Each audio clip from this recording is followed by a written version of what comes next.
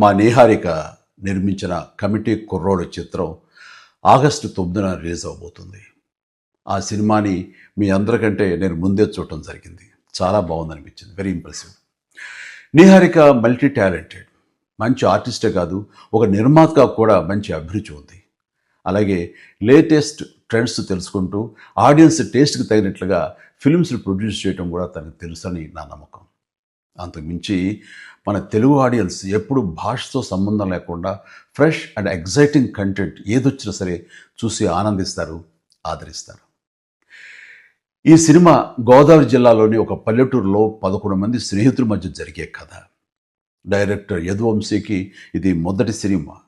ఈ సినిమాకి story, screen play, దర్శకత్వం అన్నీ తానే చేశాడు. ఈ సినిమాతో చాలామంది కొత్త నటీనటులు పరిచయం అవుతున్నారు. ముఖ్యంగా మెయిన్ లీడ్స్గా 11 మంది అబ్బాయిలు, అలాగే 4 అమ్మాయిలు పరిచయం అవుతున్నారు. ఇది పరిశ్రమకి చాలా అవసరం. ఎదురులు రాజుకి కూడా ఇదే మొదటి థియేట్రికల్ ఫిలిం. ఇప్పటికే రిలీజ్ అయిన ఈ చిత్రం విజువల్స్కి మంచి పేరు వచ్చింది, బాగా ఆదరించారు. అనుదీప్ దేవ్ మ్యూజిక్ డైరెక్టర్గా అద్భుత విజయం సాధించిన హనుమాన్ చిత్రంలో 2 పాటలు చేశాడని తెలిసింది.